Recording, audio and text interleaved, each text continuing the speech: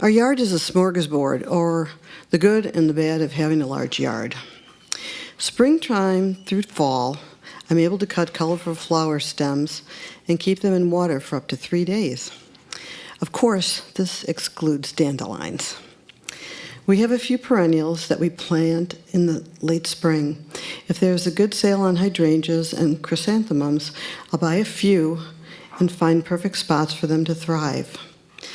The perennials that were just youngsters when planted in approximately 1995, much sooner than when we purchased the home.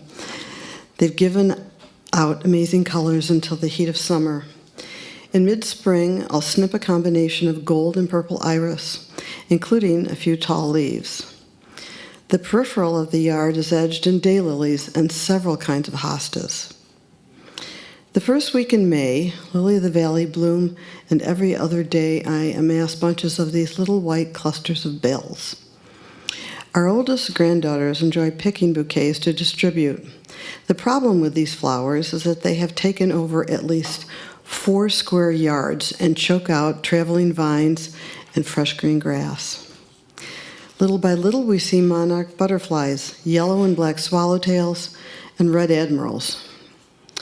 We have a raised bed garden that has a trellis with creeping clematis that keeps company with bee balm and other perennials that take turns filling in the area. This is my most favorite garden because I can enjoy it from the kitchen while I'm busy. This year we have enjoyed watching the hummingbirds arrive to dine on their own special feeder. They appear to siphon the sugar water, then speed off to share with their family.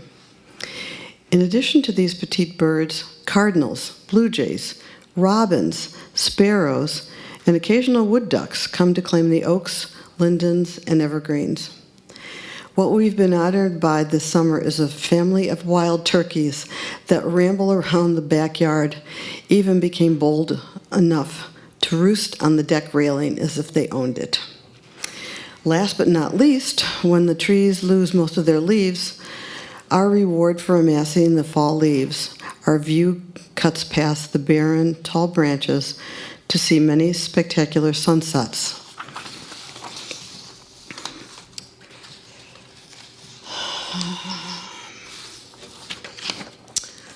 This is autumn in the Midwest. The dandelions and clover mounds have been easily extracted due to the steady rainfall. Once the lawn is dry, we'll take turns cutting it. We're now in late September when we study the weather on our phones instead of the thermometer, all the while hoping that the oak trees don't relinquish their leaves at once. Fall is my favorite season. The colors of the foliage show off their bright variations of golds, ambers, and burgundies. Even the ginkgos in the neighborhood turn a pale gold as they float down.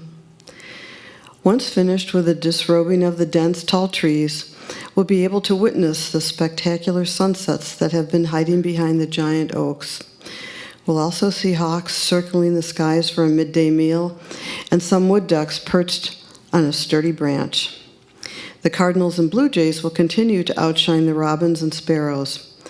Occasionally, 3 female turkeys saunter around under these trees to find any morsel they can find, while 2 hummingbirds still siphon up the sugar water at their feeder.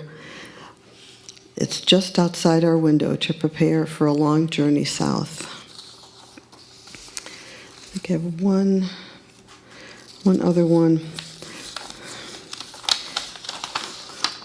I'm not sure if I read this before.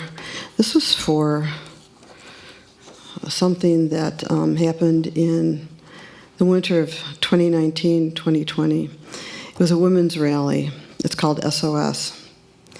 When you're surprised that all of this time, the daily connections and routines that you imagined so differently are morphing into high on stress and low on communication. When going through the motions, taking hour by hour, is the best you can ask yourself. When you replay events in jumbled order and all the red tape has got your energy and heart tied up in knots. When frustration is insurmountable and anger is cold comfort. Know this: there are those who wish you peace of mind and spirit. those who may be afraid to break the silence of pain for fear of damaging you, those that will stumble over thoughts and words and ultimately recognize this road too familiar to walk down. Please, please value yourself and ask for help. We love you.